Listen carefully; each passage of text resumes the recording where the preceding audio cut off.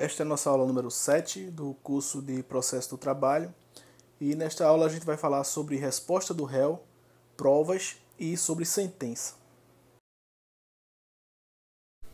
Bom, na dinâmica do processo, a gente já viu sobre a petição inicial, que é a peça que dá início à reclamação trabalhista, e pautada aí no princípio do contraditório e da ampla defesa, a gente vai ter agora um momento de resposta do réu. A gente já viu, quando estudou os ritos, que o momento em que o réu apresenta a sua resposta é por ocasião da audiência, né? E o juiz recebe formalmente esta resposta na audiência. Na aula de hoje a gente vai detalhar um pouco mais sobre essa resposta. As modalidades de resposta que são praticadas no processo de trabalho, detalhar um pouquinho cada uma delas, falar um pouquinho sobre os requisitos, o que é que tem que ter numa resposta, enfim.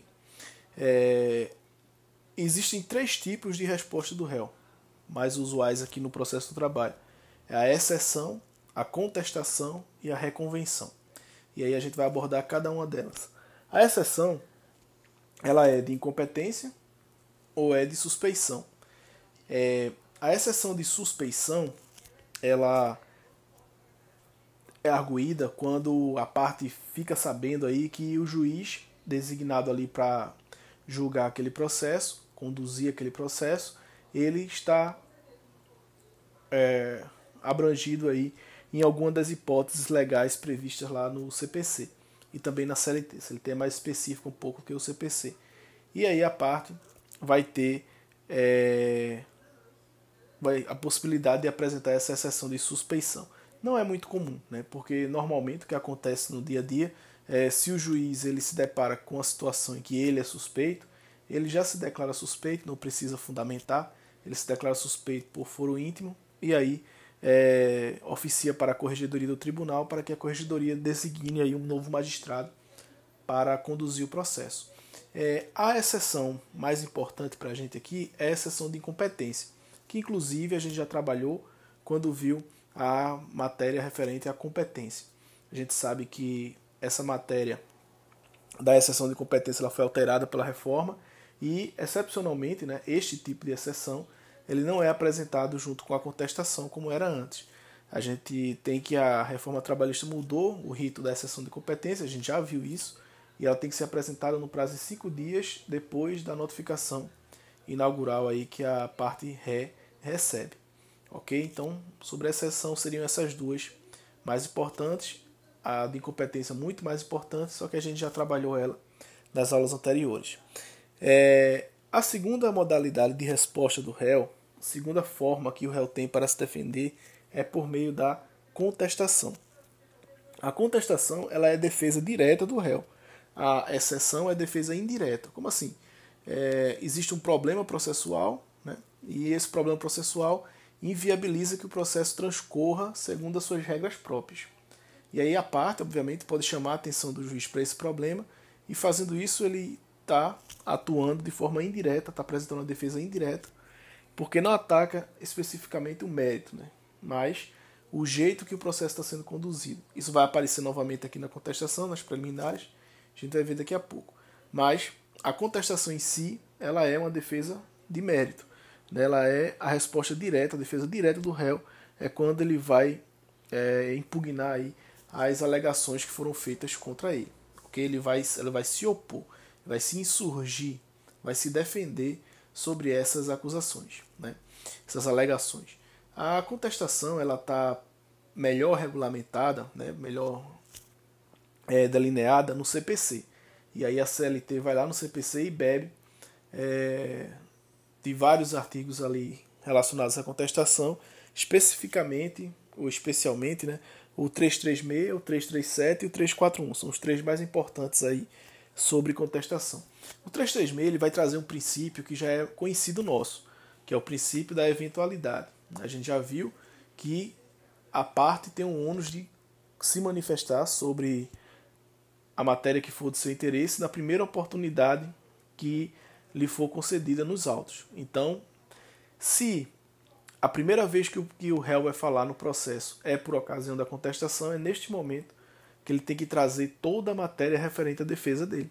Isso está lá no artigo 336. O artigo 336 do CPC vai dizer o seguinte: incumbe ao réu alegar na contestação toda a matéria de defesa, expondo as razões de fato e de direito com que impugna o pedido do autor e especificando as provas que pretende produzir. Então, ó, veja o que aqui tem escrito: toda a matéria de defesa. Não dá para você se defender parcialmente na contestação. Eu vou me defender um pouquinho e aí, dependendo de como o processo for andar, eu me defendo do resto mais para frente. Isso não existe, tá? Tudo que você tiver para alegar, tudo que você tiver para dizer para o juiz sobre aquele assunto tratado lá na petição inicial, deve ser dito neste momento agora, por ocasião da contestação. É muito comum, principalmente quando a empresa resolve se defender por meio do juiz postulante, sem advogado, sem a defesa técnica, do preposto ou proprietário da empresa se opor a uma alegação do autor e dizer assim para o juiz: olha, tudo isso aí que ele está falando eu tenho como provar por meio de documentos. Aí o juiz: cadê os documentos? Está lá na minha empresa, está com o contador, eu não trouxe. Já era, né? Tanto as alegações quanto os documentos devem ser trazidos todos neste momento, que é o momento de apresentação dessa defesa, apresentação dessa resposta no formato contestação, ok? Então, o princípio da eventualidade funciona bem aqui, está bem presente aqui nesse artigo 336. O artigo 337, ele vai trazer as chamadas preliminares, né? Que são formas também de defesa indireta do réu. Ele vai apontar ali nas preliminares questões que circundam o mérito, ou seja, questões que antecedem a análise do mérito. E o artigo 337 ele vai começar exatamente assim: ó, incumbe ao réu, antes de discutir o mérito, alegar. E aí vem uma lista de itens aqui que tem que ser verificado por ocasião da contestação para saber se precisa ou não ser alegado, caso tenha sido verificado algum desses problemas aí que constam no 337. O 337 ele é uma receita de bolo para contestação. Então, se um dia vocês precisarem fazer uma contestação trabalhista, vocês têm que ir lá no 337, observar item por item desse 337, de acordo com o caso concreto, e aí ir analisando se vai ou não precisar se manifestar ou arguir alguma preliminar contida aí no 337. O 337 ele fala: inexistência ou nulidade de citação. Então você pode ir lá se defender para o juiz dizendo que a citação foi errada, ou que você não foi citado no prazo, isso inviabilizou sua defesa. Incompetência absoluta ou relativa, incorreção no valor da causa, inépcia da petição inicial, perempção, litispendência, coisa julgada, conexão. Então veja, todos esses itens aqui, vocês percebam que são questões processuais. São questões que inviabilizam a apreciação do mérito, mas não tratam especificamente do mérito em si. Então, por exemplo, se a petição inicial foi inepta, isso deve ser alegado neste momento aqui da contestação, em sede preliminar. O que é que o juiz vai fazer se acolher essa preliminar de inépcia? Ele vai extinguir o processo sem resolução do mérito. E aí vai dar a chance do autor entrar novamente com a ação se ele resolver o problema que foi apontado lá na petição inicial dele. Ok? Então esses itens todos aqui do artigo 337 são preliminares, né? São matérias que não dizem respeito especificamente ao pedido formulado pelo autor, mas dizem respeito ao modo como este pedido foi feito, né? E também a maneira que o autor escolheu para poder postular em juízo aquilo que consta na sua petição inicial, ok?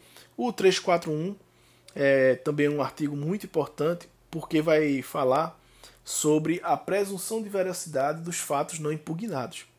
Então é muito importante mesmo ficar de olho em tudo que foi dito na petição inicial com relação aos fatos, porque fato não impugnado o juiz vai entender como verdadeiro.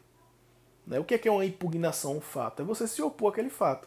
O autor conta a história dele dizendo que determinada situação aconteceu de um jeito e você, sabendo que não foi daquele jeito, se opõe a essa história contando a sua versão para aquele fato.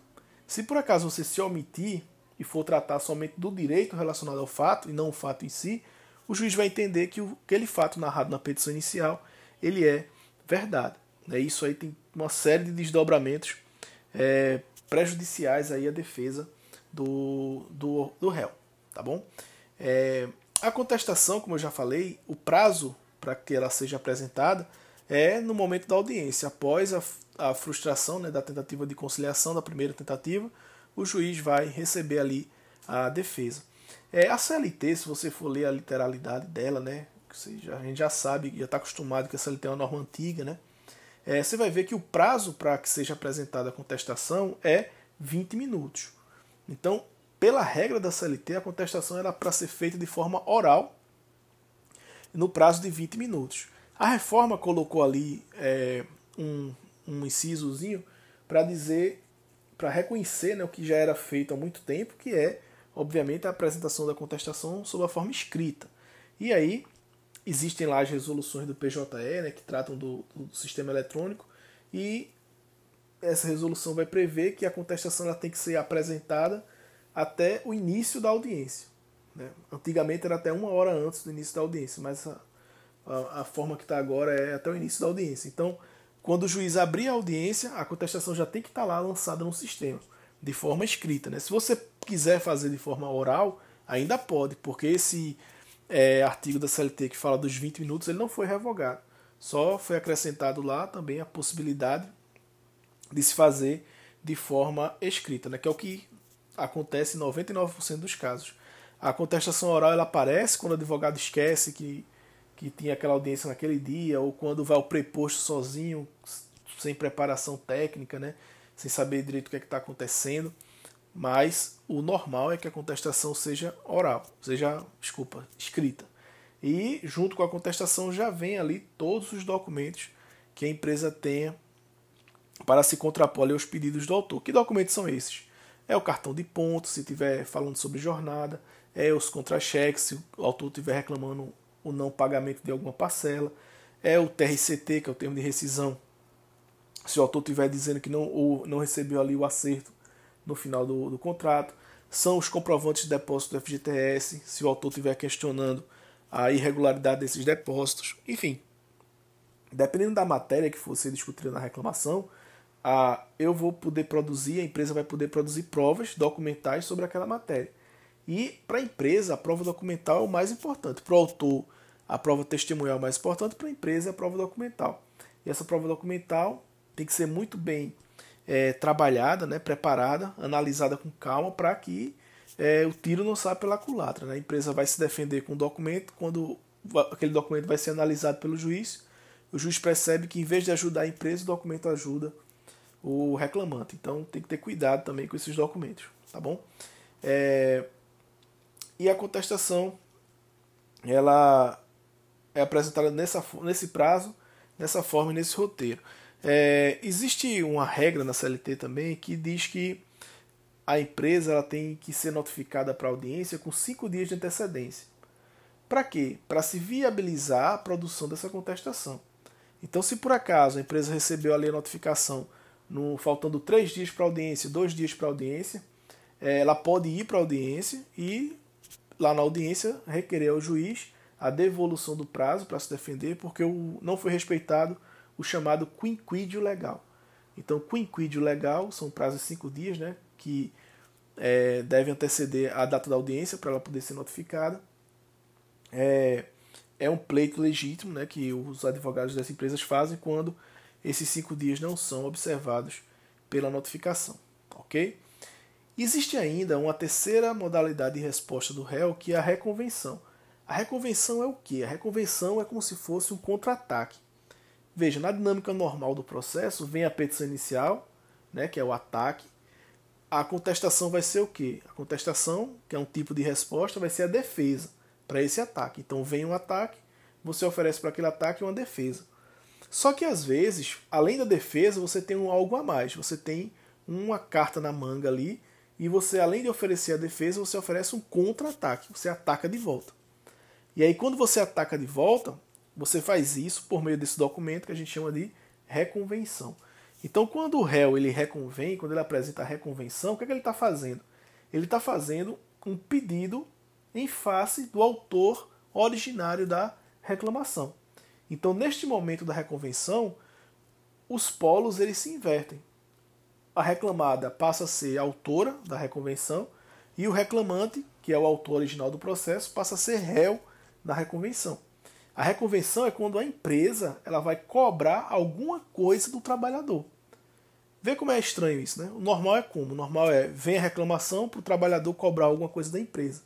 E aí a empresa faz o quê com essa cobrança? Ela se defende com a contestação. Mas se a empresa tiver alguma coisa para cobrar do trabalhador, o que é que ela vai fazer? Ela vai apresentar uma reconvenção para poder cobrar ali alguma coisa que ficou também ao longo do contrato que o trabalhador deve para ela. Ok? Tem algumas restrições, né, para essa reconvenção. Que a principal delas é que não pode se cobrar dívida de natureza civil. Só se pode cobrar dívida relacionada ao contrato de trabalho. Então, vamos supor, né, que o trabalhador em uma pequena empresa, ele chegue lá para o seu patrão e diga assim: patrão, eu estou querendo comprar um carro, né? Mas eu não tenho crédito, também não tenho dinheiro para comprar à vista. Você pode comprar esse carro e eu vou lhe pagando esse carro. Todo mês, assim que eu receber, eu lhe pago. O patrão confia no funcionário e resolve fazer esse negócio com ele. E aí compra um carro e passa o carro para o trabalhador ir pagando para ele esse carro. Então tem ali uma relação de natureza civil, né? Eles fizeram ali um acerto e esse acerto tem natureza civil. Não é relacionado ao trabalho. É uma questão particular do empregador com o empregado. Então, nesse caso, essa dívida aí, se por acaso o trabalhador parar de pagar esse carro que o patrão comprou para ele, não vai poder ser cobrada aqui na Justiça do Trabalho. Né? Por quê? Porque a Justiça do Trabalho ela não seria competente para conhecer de um pedido desse, né, de natureza civil, do trabalhador em desfavor da empresa. Então, se não pode de um lado, também não pode do outro. A lógica é essa. Né? Então, a regra é que não se pode cobrar dívida de natureza civil nas reconvenções oferecidas aqui no processo do trabalho. Mas se for uma dívida trabalhista, por exemplo, um aviso prévio não cumprido, né? O trabalhador ele diz que não quer mais continuar no trabalho e a empresa diz assim: tá bom, mas você vai cumprir o seu aviso prévio, ok? Trabalhando. Aí o trabalhador simplesmente não cumpre, né? Isso dá o quê? Dá o direito à empresa de cobrar aquele aviso prévio do trabalhador, né? Que ela teria que ser pré-avisada da demissão dele, ela não foi, ela pode cobrar. Supondo que a empresa não tivesse feito isso, agora, na reconvenção, seria o momento para fazer essa cobrança. Tá? Danos materiais, por exemplo, também, né? Se for aqueles danos que a gente já estudou, né, no direito de trabalho, de forma culposa e desde que tenha previsão anterior no contrato de trabalho, eles podem ser descontados, né? Supondo que a empresa não faça o desconto. Na reconvenção ela vai poder fazer isso. E o que é mais comum, outros tipos de danos materiais. Né? Já acontece muito de um trabalhador, por exemplo, danificar um carro da empresa, que a empresa deu para ele cumprir as tarefas dele. E aí a empresa vai, ele acontece um dano, ela não cobra dele imediatamente, e na reconvenção ela resolve cobrar. Então tudo isso pode ser matéria de reconvenção por parte da empresa em desfavor do trabalhador. Quando acontece a reconvenção, como é que funciona o rito? O rito muda um pouquinho. Por que muda? Porque como a reconvenção é um contra-ataque, ou seja, um tipo de ataque, vai precisar, antes do processo seguido, o trabalhador se defender contra essa reconvenção. Então veja lá como é que fica a dinâmica do processo. Tem a petição inicial atacando, a contestação defendendo, a reconvenção atacando, e aí precisa de uma defesa do autor, do reclamante, para se defender, né, dos termos daquela reconvenção. Ok? Isso normalmente acontece de forma oral na audiência, mas não é incomum o juiz, a partir do requerimento do autor, né, conceder prazo para que ele se defenda também da reconvenção. Ok? Então essa é a nossa reconvenção. Bom, agora a gente vai falar sobre provas. Provas é talvez o assunto mais importante na dinâmica do processo, principalmente na fase do conhecimento. A gente tem lá, vamos recapitular, tá? A gente tem a petição inicial, que é quando o reclamante, o trabalhador, geralmente pede alguma coisa em face da empresa. A gente já viu a resposta do réu, que normalmente é uma contestação, onde ele se opõe ali aos termos daquela petição inicial, ele se defende daquela petição inicial. E agora o que é que o juiz vai fazer? O juiz vai analisar a tese, a antitese e vai fixar os pontos controvertidos.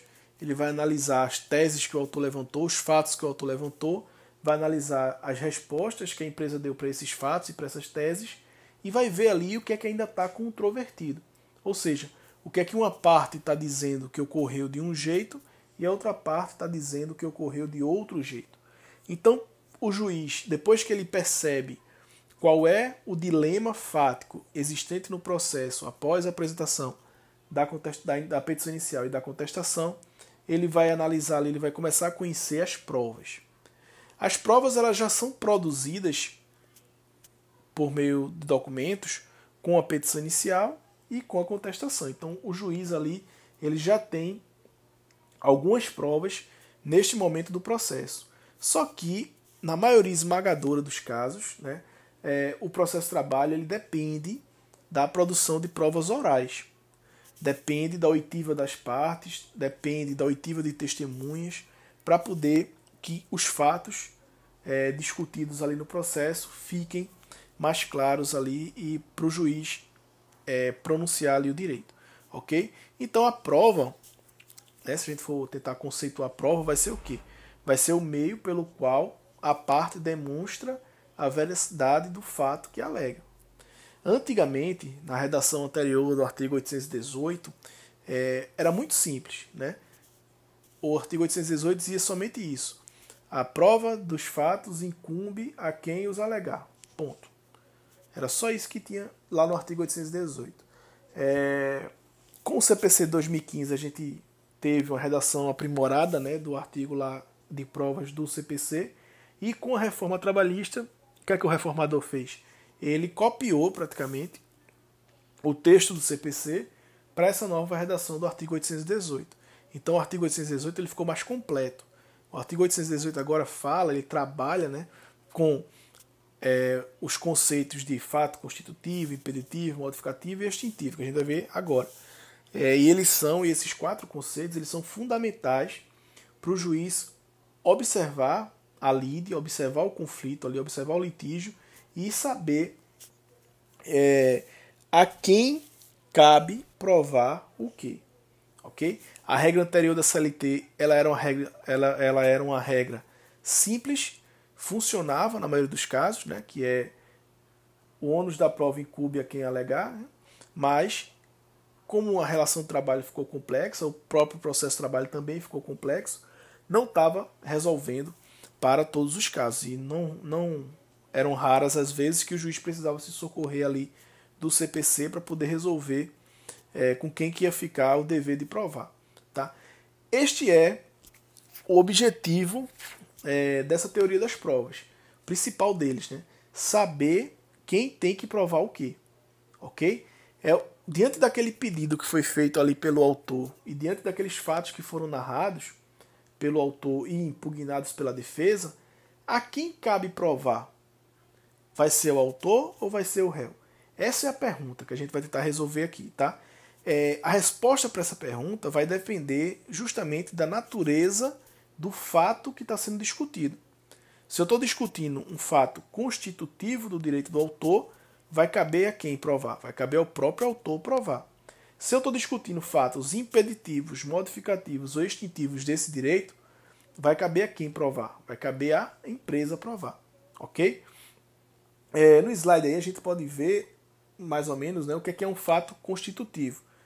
O fato constitutivo é aquele em que se comprova a existência do direito. Ok? Então, o direito que está previsto em lei, ele depende de um fato. Então, o fato que está atrelado ao direito, para que o direito nasça, para que o direito exista, é o fato constitutivo. E esse fato constitutivo cabe ao autor prová-lo. Ok? Sempre o fato constitutivo, sempre não, né? E a gente vai ver daqui a pouco as exceções, mas normalmente o fato constitutivo cabe a quem provar, cabe ao autor provar. Uma vez provada a existência desse fato, e aí vai se aplicar a ele ali aquele direito, né, que a norma regula. Um exemplo, tá? O trabalhador trabalha um mês para uma determinada empresa, e a norma diz o seguinte: quem perceber remuneração em razão de contrato de emprego, o empregador deve recolher 8% da remuneração para o fundo do FGTS. Essa é uma norma. A norma é essa, né? Qual é o fato que ampara essa norma? O fato é a existência de uma relação de emprego, de um contrato de emprego. Qual é a consequência jurídica disso aí, para essa norma? A obrigação de depositar o FGTS. Então veja, para que exista a obrigação de depositar o FGTS, que é o que o trabalhador está reclamando aqui nesse nosso exemplo, tem que existir o quê? O fato constitutivo, que é justamente a relação de emprego. E aí esse fato constitutivo, quem vai ter que provar? O próprio autor, tá bom? Supondo que esse autor tenha lá sua carteira assinada, né? Tem lá, minha carteira está assinada. Ou seja, o contrato de trabalho ele está presumidamente demonstrado por meio da assinatura da empresa na carteira de trabalho do autor. E as anotações da carteira de trabalho elas são presumidamente verdadeiras. Então, ali, quando o trabalhador traz a cópia da carteira de trabalho dele, ele provou o fato constitutivo do direito. Ele provou que tem direito a 8% de forma mensal de sua remuneração mensal para ser depositada lá na conta do FGTS. Então ele provou o fato constitutivo. Qual é a defesa que a empresa vai ter nesse caso? A defesa que a empresa vai ter, por exemplo, é o pagamento. Ela vai dizer, olha, ele está reclamando o depósito do FGTS em razão do contrato de trabalho. De fato, existiu o contrato de trabalho, eu anotei a carteira, mas está aqui o comprovante do depósito. Eu paguei esse FGTS, está lá depositado na conta dele. Então, o que é que a empresa vai fazer aí?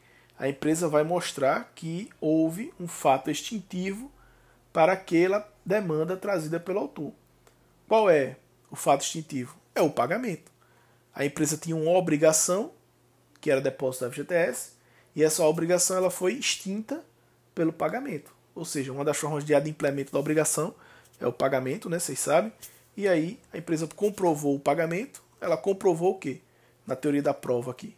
Ela comprovou a existência de um fato extintivo. Então o fato extintivo ele ceifa o direito pleiteado. Tá bom?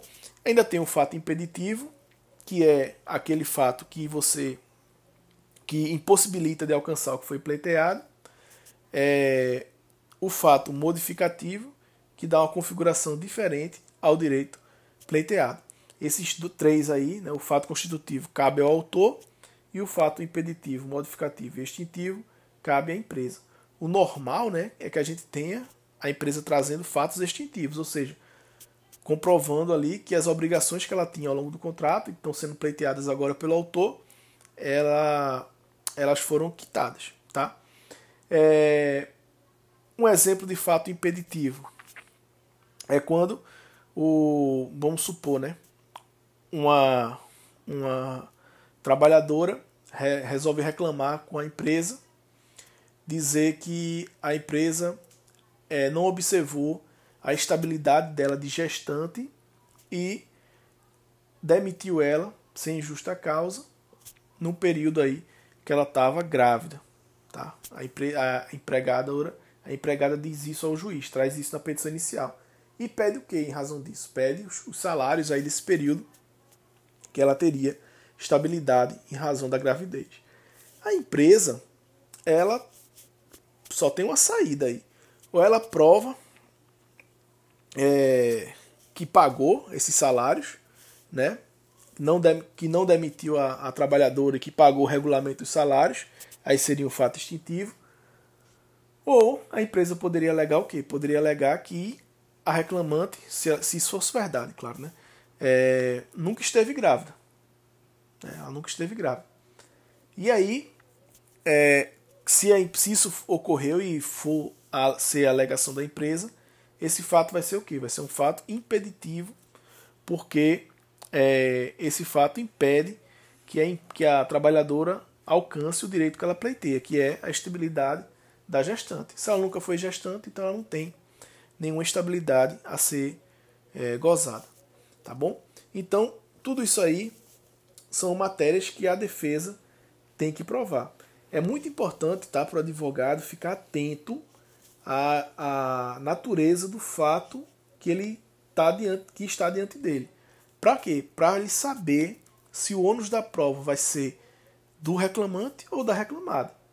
Porque acontece muito da empresa se preocupar em comprovar fato constitutivo ou do trabalhador comprovar que não existe ali um fato distintivo, quando na verdade a lógica é o contrário, né?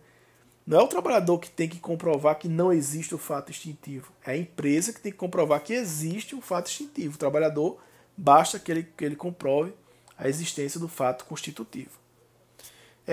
Isso aí tem a ver com o quê? Tem a ver com a distribuição do ônus da prova, ou seja, a quem vai caber o encargo de provar o quê, e essa distribuição do ônus da prova ela fica um pouco mais complexa, como a gente vai ver no próximo slide. Bom, como eu falei, a distribuição do ônus da prova, ela cada dia fica mais complexa, principalmente por conta dos diversos princípios constitucionais que a gente tem em vigor, né, no Brasil, especialmente do acesso à justiça, ou da plena fruição dos direitos sociais, enfim. Percebeu-se, né, que essa regra que está prevista no artigo 818, que está prevista praticamente igual lá no CPC, ela é muito rígida e não reflete ou não se adequa perfeitamente à à natureza de uma relação de trabalho. Por quê? Porque na relação de trabalho, a gente tem de um lado o trabalhador que está preocupado basicamente em fazer o trabalho dele e em receber o seu salário, e do outro lado a gente tem a empresa que está preocupada em fiscalizar aquele trabalho, gerar lucro, mas também em documentar aquela relação. Então, geralmente, quem fica com a preocupação, né, de documentar a relação trabalhista é a empresa. Se o trabalhador quiser, ele pode, né? Tanto é que a obrigação da empresa é fornecer uma cópia do contra-cheque para o trabalhador, por exemplo. Então ele pode ir guardando lá os documentos dele referente àquele contrato. Na verdade, deve fazer isso. Todo mundo deve fazer isso, né?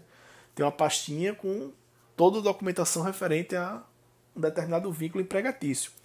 Mas a preocupação maior, normalmente, é das empresas em fazer essa guarda desses documentos. Então, dependendo da matéria, apesar de se tratar, por exemplo, de um fato constitutivo, no caso concreto, pode ser que o juiz perceba que fica mais fácil ou é mais justo que aquele fato caiba à empresa comprovar. Tá? Então aí a gente vai entrar não na distribuição do ônus da prova, como está lá na literalidade do artigo 818, mas a gente vai entrar numa perspectiva diferente. A gente vai entrar numa perspectiva da distribuição dinâmica do ônus da prova. O juiz, no caso concreto, analisando ali as alegações inicial, as impugnações de contestação, os documentos que foram trazidos, ele vai fazer essa distribuição, não considerando apenas fato constitutivo, fato impeditivo, fato distintivo, mas sim a quem melhor caberia provar aquele determinado fato. E aí, um dos princípios que norteiam isso é justamente o princípio da aptidão para a prova. Quem é que está mais apto para produzir aquela prova? É o trabalhador, que está lá preocupado com o salário dele, com o trabalho, ou é a empresa, que está preocupada com a fiscalização do trabalho do trabalhador e com a documentação dessa relação? Geralmente, quando a matéria envolve prova documental, por mais que seja um fato constitutivo, em observância aí a esse princípio da aptidão para a prova, fica muito mais fácil para a empresa comprovar. E aí o juiz quase sempre inverte o ônus da prova para dizer que é dela esse encargo, né, de provar aquela alegação, em homenagem a esse princípio da aptidão para a prova. Ela é a parte mais apta para produzir aquela prova. Ok? Isso aí também está amparado nesse outro princípio, que é o princípio da vedação da exigência da prova diabólica. O que é essa tal prova diabólica? Aquela prova que é tão difícil de se fazer que exigir ela de uma determinada parte, aí pode ser qualquer uma das partes, seria pré-condenar praticamente a parte ou tirar dela ali o direito ao contraditório e à ampla defesa. Então, se a garantia ou a observância, né, de um determinado direito depender de uma prova diabólica, o juiz, com certeza, né, em nome da prudência, deve flexibilizar essa prova, a produção dessa prova, ou o ônus de produzir essa prova, porque a ninguém é dado produzir provas diabólicas, né, provas impossíveis de serem produzidas. Mas, observando isso, né, a aptidão na prova e a vedação da prova diabólica, pode ocorrer o que a gente chama de inversão do ônus da prova. E isso acontece demais, tá? Várias matérias, já existem várias súmulas aí do TST sobre isso, várias matérias, já está ali, vamos dizer assim, pré-convencionado, pré-decidido, né, que o ônus da prova vai ser invertido. Tá? Um exemplo clássico disso é a história dos cartões de ponto. Antes da reforma, né, a gente tinha lá aquela regra, empresa com mais de 10 funcionários, agora passou para 20, né, tem que manter o controle de ponto. Né? Isso era uma regra que toda empresa sabia. Se tem mais de 10 funcionários, tem que ter lá o controle. Por que isso? Né? Porque se a empresa dessa chegasse lá na justiça, né, diante de um pedido de horas extras, a empresa tendo, sei lá, 100 funcionários, e ela não traz o controle de ponto, o que é que vai acontecer? Vai acontecer justamente a inversão desse ônus probatório. Aquilo que o reclamante disse na petição inicial, apesar de ser um fato constitutivo do direito dele às horas extras, por exemplo, não vai mais caber a ele provar, mas sim caber à empresa provar que ele não fazia aquelas horas extras. O ônus ele vai se inverter. Tá? Vou melhorar aqui o exemplo para ficar mais claro, porque isso realmente é muito importante. Então, vamos lá. Na petição inicial, o trabalhador entra com a reclamação dele, dizendo que trabalhava de 6 da manhã até 6 da noite. E aí, você já sabe, né, isso dá a ele, sem intervalo, isso dá a ele o direito a 4 horas extras. Né? Porque 6 da manhã, 6 da noite dá 12 horas. 12 horas menos as 8 permitidas pela lei, sobram 4. Então, dá a ele o direito de receber 4 horas extras. Então, vê, o direito que ele está reclamando é qual? Quero receber 4 horas extras. Qual o fato que está por trás desse direito? O fato dele ter trabalhado 12 horas. Esse fato é o que em relação ao direito? É um fato constitutivo. Então, se a gente analisar a letra fria do 818, caberia a quem comprovar isso? Caberia ao trabalhador. E, de fato, em empresas pequenas, né, com poucos funcionários, quando não há essa obrigação de manter o controle de ponto, cabe mesmo ao trabalhador provar que fazia essa jornada de 12 horas. Mas se a empresa ela for grande, já existe súmula do TST e a própria CLT ali dando a ela a obrigação de manter o registro. E aí, se ela tem a obrigação legal de manter esse registro de ponto e não faz isso, qual vai ser a penalidade dela? Vai ser que esse ônus de provar as 12 horas de trabalho, que antes era do empregado, passar a ser da empresa, provar que ele não fazia essas 12 horas, já que ela não trouxe ali para o juiz o cartão de ponto, a folha de ponto. Tá bom? Então houve o que nesse exemplo? Houve a inversão do ônus da prova. O ônus da prova que era do trabalhador, por quê? Porque é um fato constitutivo do direito dele, passa a ser da empresa. Por quê? Porque ela não observou uma obrigação legal que era manter o controle de jornada. Tá bom? Existem várias hipóteses dessas aí espalhadas pelas súmulas lá do TST. Tá? Então quem tiver mais curiosidade para saber os exemplos caso a caso, tem no livro também, o livro que está no disponibilizado tem, e também lá o TST tem várias súmulas sobre isso. Tá bom? Mas é muito importante, tá? Saber de quem é o ônus de provar e saber se tem alguma regra de inversão de ônus da prova. Tá bom? O próximo ponto aqui sobre provas é o depoimento pessoal das partes. Isso é muito importante. Tá? Na dinâmica da audiência, como é que acontece? Primeiro, faz uma tentativa de conciliação, se for frustrada, apresenta a defesa, e aí o próximo passo vai ser o quê? O juiz vai ouvir as partes. Ele vai tomar o depoimento pessoal das partes. Geralmente ele começa pelo trabalhador e depois ouve ali o preposto da empresa. Qual é a finalidade desse depoimento pessoal das partes? A finalidade é somente uma: obter confissão. O juiz, quando vai interrogar o reclamante, ele não quer saber melhor um fato ou outro, não. Ele vai pegar a petição inicial, vai ver quais foram os fatos que foram narrados ali e vai perguntar para o trabalhador se ele confirma cada um daqueles fatos. Se por acaso o trabalhador disser diferente do que está dito na petição inicial, morreu, tá? O que vai valer vai ser o que ele disse no momento da audiência.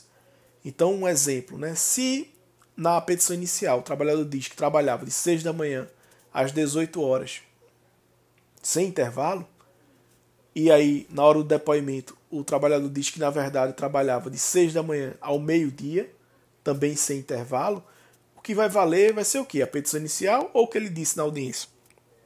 Vai ser o que ele disse na audiência. O juiz vai entender o depoimento pessoal dele como uma confissão, já que há divergência entre o depoimento pessoal e a petição inicial, e vai valorar ali aquele pedido de acordo com o depoimento pessoal e não mais com a petição inicial, tá bom? Do mesmo modo, o preposto, tá? O preposto da empresa, qual é a única exigência para ser preposto da empresa? A única exigência é ter conhecimento dos fatos, a gente já viu isso.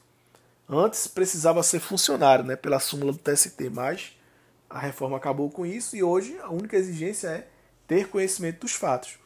Se a empresa manda um preposto para a audiência que não conhece os fatos que estão sendo discutidos no processo, e o juiz fizer perguntas a ele sobre os fatos narrados na petição inicial ou impugnados ali na contestação, e ele simplesmente não souber responder, dizer não sei, não sei, não sei, o juiz vai entender que houve ali confissão também, uma confissão ficta, né? Mas uma confissão. Por quê? Porque a pessoa que deveria saber dos fatos, ou seja, o preposto da empresa, não sabe nada do que está se tratando naquele processo. Isso acontece muito, muito, muito mesmo, né? Então, vai lá o preposto, o juiz pergunta assim para o preposto, qual era o horário de trabalho do reclamante? Aí o preposto, em vez de responder, como está dito na contestação, o preposto fala assim, eu não sei, porque eu não trabalhava no mesmo setor que ele. Eu trabalhava no RH e ele trabalhava lá na mesa de produção. Dançou a empresa, né? Dançou, porque aí o juiz vai entender que o preposto que ela mandou não tinha conhecimento dos fatos e aquele fato específico ali sobre a jornada de trabalho vai ser tido como verdade aquilo que foi dito na petição inicial. Tá bom? Então o depoimento pessoal das partes ele é importante justamente para arrancar a confissão. E aí, obviamente, se o objetivo é prejudicar a parte que está depondo, não faz sentido nenhum o advogado dessa parte fazer perguntas a ela. Então, por favor, tá? Você sendo advogado reclamante, você não tem que pedir para o juiz para fazer perguntas ao seu cliente. Quanto menos perguntas o juiz fizer para o seu cliente, melhor. Tá bom? Mesma coisa a empresa. Se você for advogado da empresa, você nunca vai pedir para fazer perguntas para o seu cliente, para o preposto da empresa. Por quê? Porque qualquer coisa que o preposto disser ali, ele pode dizer 100 coisas que beneficiam, mas se ele disser uma que prejudica, o que vai valer é essa que prejudica. Tá? Então, só a única chance que tem ali é prejudicar. Então, não vai ajudar em nada. Então, você não faz perguntas. O próprio juiz não deixa, né?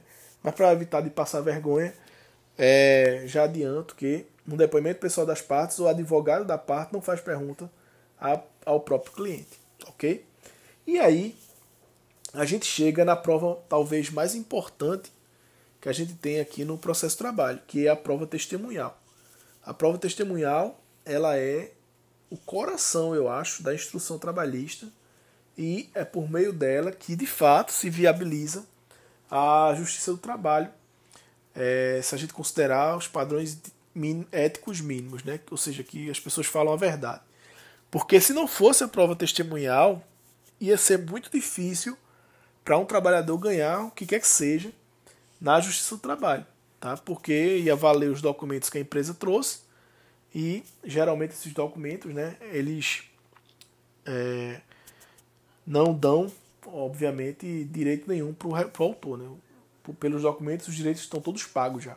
Normalmente é assim. Mas as testemunhas ajudam o juiz a entender, dependendo do caso concreto, né, que um direito ou outro ali foi de fato violado, apesar dos documentos dizerem diferente, ok? Mas, obviamente, o juiz, né, ele é livre para apreciar a prova. Então, não é que a prova testemunhal vale mais do que a prova documental. Não existe isso, né? Não existe pré-tarifação dessa prova.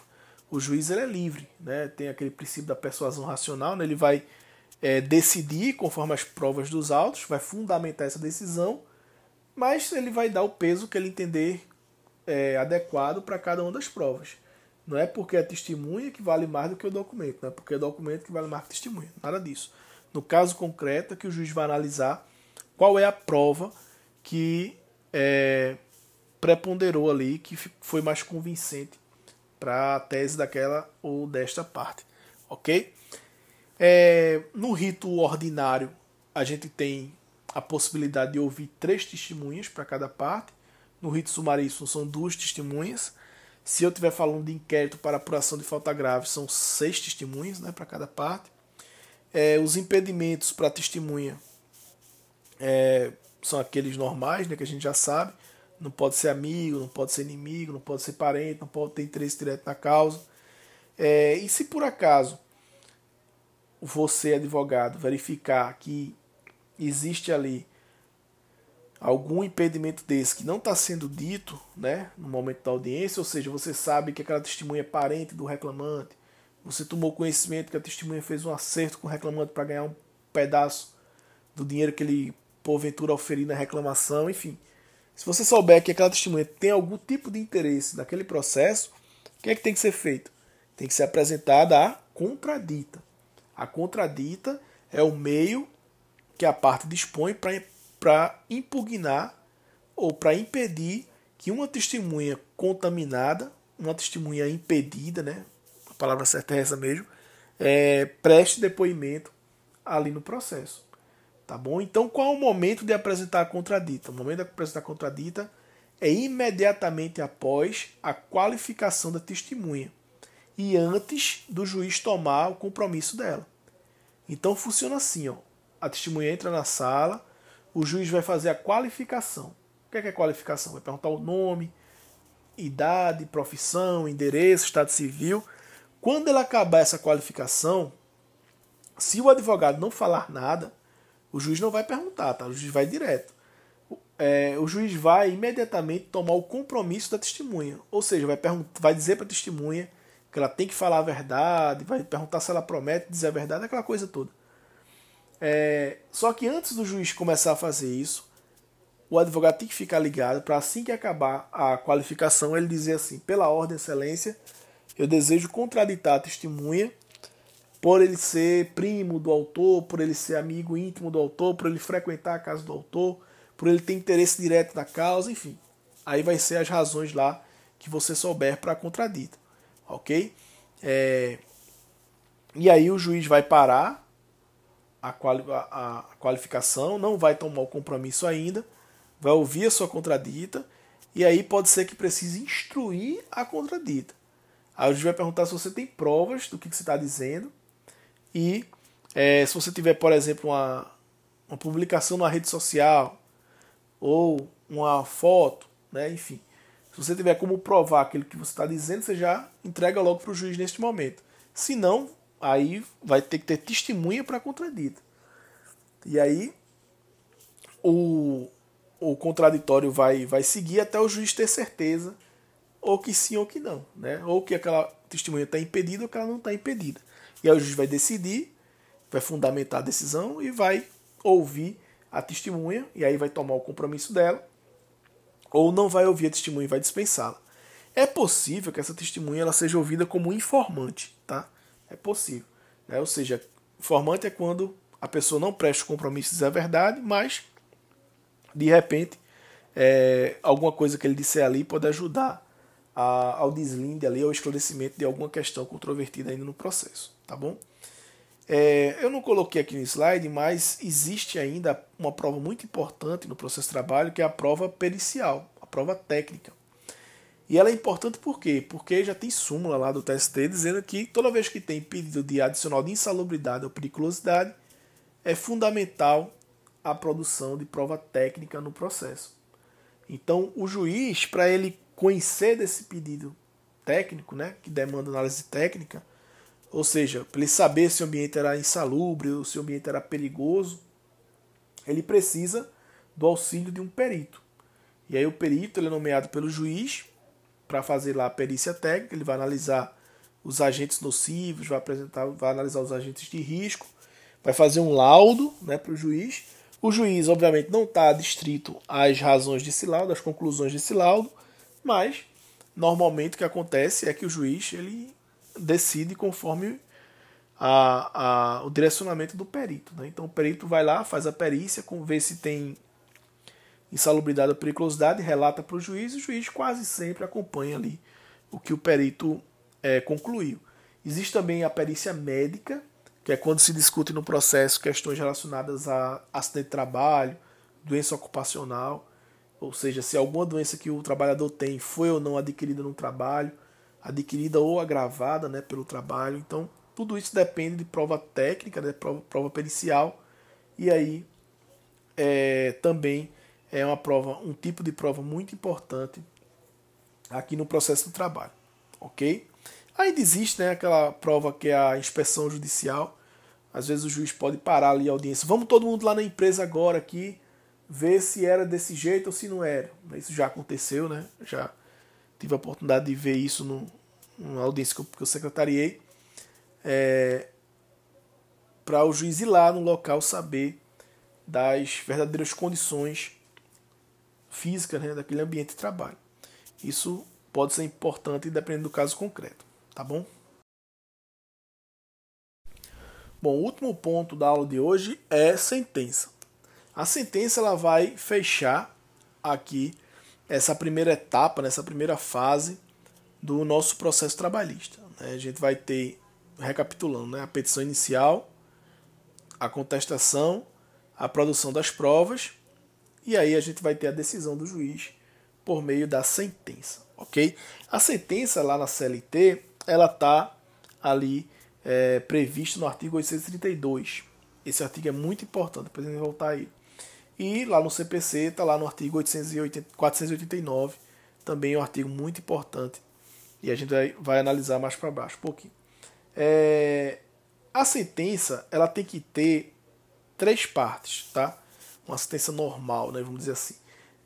Ela vai ter o relatório, a fundamentação e o dispositivo. O relatório, nos processos do rito sumaríssimo, ele é dispensado. Então, normalmente você pega uma sentença de um processo sumaríssimo, você vai olhar lá, vai ter assim, relatório, aí vai ter embaixo, dispensado na forma da lei. Pronto. Ou nem vai ter nada, já começa com a fundamentação, tá? Porque o artigo 852, né, que é o artigo lá do sumaríssimo, ele dispensa o relatório justamente para deixar a questão do sumaríssimo mais dinâmica, né? E aí já começa com a fundamentação.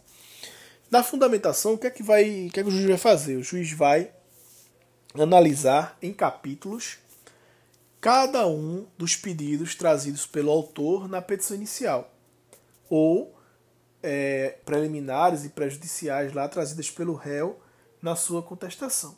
Então, tudo que for matéria controvertida levantada pelas partes, tanto na petição inicial quanto na contestação, vai virar um capítulo da sentença. E esses capítulos vão ser todos agrupados na fundamentação. É aqui na fundamentação que o juiz vai analisar primeiro os fatos, vai dizer ali qual fato, qual versão dos fatos prevalece, né, qual é a verdade dos fatos para aquele pedido específico, vai analisar o direito que ele entende aplicável àquele fato e vai fundamentar tanto o fato quanto o direito da melhor forma que ele conseguir para, ao final, dizer quem é que está com a razão naquele capítulo específico. Tá? Então, se você pegar uma sentença trabalhista, você vai ver. Ela vai ser toda dividida nos diversos pedidos que são trazidos lá na petição inicial, por exemplo. Então vai ter lá, se a petição inicial pede verbas rescisórias, horas extras, adicionado de periculosidade. Aí a sentença vai ter um capítulo sobre verba rescisória, um capítulo sobre horas extras, um capítulo sobre periculosidade. Tudo isso onde? Tudo isso na fundamentação. E aí, em cada um desses capítulos, ela vai ter a discussão sobre os fatos, vai ter a discussão sobre o direito e vai ter ali uma conclusão sobre como aquela questão ali vai ser decidida naquele caso concreto. Então isso é a fundamentação. O juiz, de acordo com o novo CPC, né, ele tem que se manifestar sobre todas as alegações, né, trazidas pelas partes, sob pena da sentença dele não estar fundamentada. Essa norma ela já foi flexibilizada, né, até por súmula do próprio TST, no sentido de que o juiz ele não precisa se manifestar especificamente sobre cada uma das alegações, seja da petição inicial ou da contestação, desde que a sua fundamentação esteja devidamente amparada e descrita, né, no campo próprio, que é a fundamentação. Então, a sentença boa mesmo é aquela sentença que analisa, né, ponto a ponto, que cada uma das partes diz. Mas, se o juiz conseguir chegar numa conclusão para aquele problema, desde que essa conclusão seja bem fundamentada, ele não precisaria aí fazer essa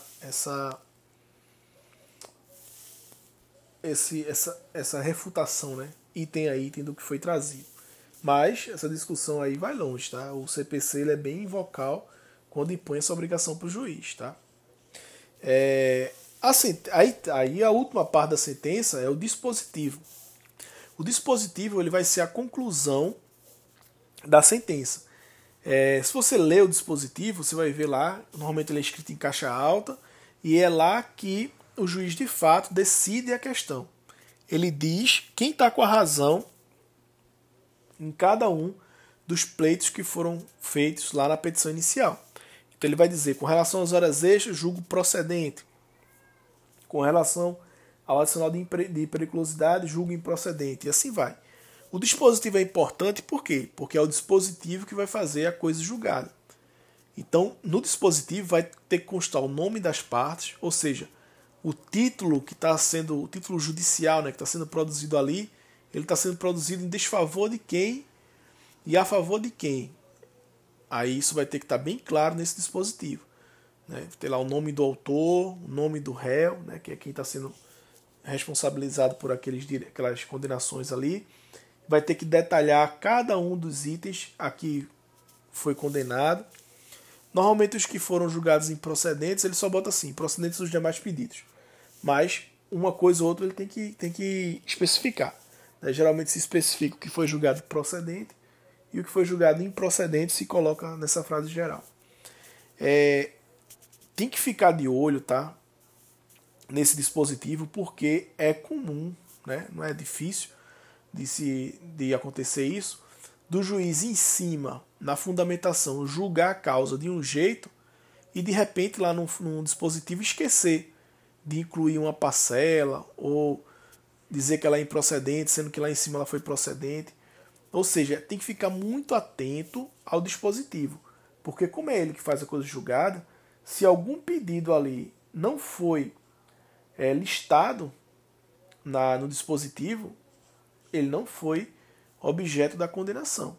E aí você tem que entrar com o quê? Com os embargos de declaração, né? Porque a sentença está contraditória, a contradição entre a fundamentação e o dispositivo. Então é muito importante a análise detalhada de tudo que consta lá no dispositivo da sentença, tá bom?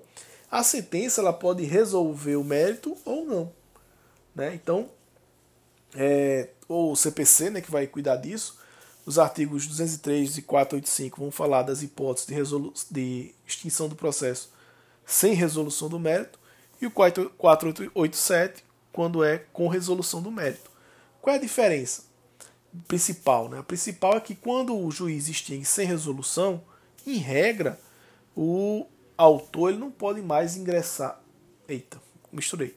Quando o juiz extingue sem resolução, em regra, o autor pode ingressar novamente com aqueles pedidos ali que foram feitos numa nova ação. Por quê? Porque quando extingue sem resolução, geralmente é porque faltou ali um detalhe processual. O direito do autor ele esbarrou numa questão processual e o juiz sequer chegou a analisar de fato o mérito ali que foi pleiteado no processo. Então ele vai resolver a questão processual e vai entrar de novo com a ação, se for possível, né, para que o juiz de fato consiga apreciar o mérito. É o caso, por exemplo, de uma petição inepta. Né? Petição inepta, uma das hipóteses é quando dos fatos não decorre logicamente o pedido. E aí você faz uma petição inepta, o juiz julga esse processo extinto sem resolução do mérito, porque a petição está inepta. Você vai lá olhar de novo a petição, realmente percebe que está inepta, corrige, entra de novo, e aí o juiz não vai mais extinguir sem resolução do mérito. Ele vai agora analisar o mérito. Por quê? Porque o problema que foi verificado anteriormente já foi sanado por você. Tá bom? O 487 vai trazer as hipóteses de extinção com resolução do mérito. E aqui vai ser quando o juiz julgar procedente os pedidos, extingue com resolução do mérito, parcialmente procedente e improcedente. E também quando ele verificar ali a questão da decadência ou prescrição. Né? Mas, quando ele julga improcedente, isso aqui é muito importante, tá? Quando o juiz julga improcedente, ele está dizendo que analisou o mérito e viu que no mérito o autor não tem direito. E aí, neste caso, o autor simplesmente não pode entrar com a nova demanda. Né? Não pode entrar. Por quê? Porque o mérito já foi analisado e o juiz, analisando o mérito, viu que ele não tinha direito àquilo que ele estava pedindo. Vê só, isso vale também para os casos em que o autor não consegue provar o direito dele. Então vamos lá, o reclamante entra com um processo cobrando horas extras. E aí a empresa era pequena, tinha 3 funcionários, o ônus fica com quem de provar essas horas extras? Fica com o trabalhador, porque é fato constitutivo do direito dele, e no dia da audiência ele não consegue arrumar nenhuma testemunha para dizer para o juiz, né, o horário de trabalho dele. E aí a empresa vem e diz, olha, ele não trabalhava nesse horário que ele está dizendo, trabalhava nesse horário aqui, e como o ônus era do próprio autor, né, de provar, ele não provou, não trouxe testemunha, não trouxe documento, o juiz vai fazer o quê? O juiz vai dizer assim, não tendo o autor se desincumbido do seu ônus probatório, julgo improcedente o pedido de horas extras. Quando o juiz faz isso, julga improcedente, acabou. Ele analisou o mérito. O trabalhador não vai poder, no futuro, entrar com a outra ação, trazer a testemunha que ele não conseguiu trazer da primeira vez, para poder provar para o juiz que fazia. Acabou. Né? Se ele não traz as provas, se ele não consegue provar o direito dele, não é caso de extinção sem resolução do mérito, é caso de improcedência do pedido. E se é caso de improcedência, o que aconteceu? Foi extinto com resolução do mérito. O processo foi julgado. O mérito foi analisado. E aí impede o ajuizamento de uma nova ação, querendo discutir aquela mesma questão por força da coisa julgada. Tá bom? Às vezes, a sentença ela tem erros evidentes. Né? O juiz errou ali uma vírgula, errou o número. Né? Enfim, é possível esses erros serem sanados a qualquer tempo ali, com base nesse artigo 833 aí da CLT. Eu coloquei esse artigo aqui porque, veja só, quando o juiz ele faz uma sentença homologatória de acordo, por exemplo, essa sentença ela tem uma característica especial, a gente já discutiu, né? Ela gera coisa julgada naquele mesmo momento. Não cabe mais nenhum recurso contra aquela sentença que homologa o acordo. Mas e se aquela sentença tiver erros, que nem o juiz percebeu, nem as partes perceberam? Aí você pode pedir para o juiz consertar com base nesse artigo 833. Por exemplo, o erro foi na data de uma parcela. Você vai pagar em 3 parcelas, aí constou a data lá das 3 parcelas, só que, por exemplo, as duas primeiras datas ficaram iguais, em vez de ficar em meses subsequentes. Óbvio que isso é um erro material, né? Por quê? Porque você não ia querer pagar em 3 parcelas com as 2 primeiras vencendo no mesmo dia, não faz sentido. E aí você não pode recorrer dessa decisão que homologou o acordo, porque ela é irrecorrível, mas você pode dizer para o juiz que houve um erro material e pedir a ele, com base no 833, para que sane esse erro e faça constar lá a data correta. Por isso que é importante saber desse artigo 833. A sentença, ela pode ser de 3 tipos, né? A sentença condenatória, que é o normal, a sentença declaratória e a sentença constitutiva. Toda vez que a empresa tem que pagar alguma coisa para o trabalhador, ela é uma sentença condenatória. Toda vez que o juiz obriga a empresa a fazer alguma coisa, como, por exemplo, anotar a carteira de trabalho, entregar um documento, entregar uma carta de recomendação, encaminhar o trabalhador para o INSS, também é uma sentença condenatória. Por quê? Porque está condenando ele numa obrigação de fazer. Não é obrigação de pagar, é a obrigação de fazer. Então, nesse caso aqui, sentença condenatória. É possível que haja sentença declaratória, porque o próprio CPC admite, né, que o pedido seja exclusivamente declaratório. Como, por exemplo, o trabalhador que entra com a ação pedindo que seja declarado um vínculo empregatício entre ele e a empresa. Tá? Então, quando o juiz declarar esse vínculo, dizer que houve esse vínculo, essa relação de emprego entre eles, mesmo que o juiz não condene a parcela nenhuma, porque as parcelas foram todas pagas, o que houve ali foi uma declaração de que existia um contrato de trabalho entre essas duas pessoas, né? O trabalhador e a empresa. Muito importante a gente prestar atenção na questão do trânsito em julgado. Tá? O trânsito em julgado, o que é o trânsito em julgado? É quando não cabe mais nenhum recurso contra aquela sentença. O trânsito em julgado, ele, como o próprio nome fala, né? Aquilo que o juiz decidiu, ele ganha forma de imutabilidade. Não pode mais ser mudado. Né? A sentença ela transitou em julgado.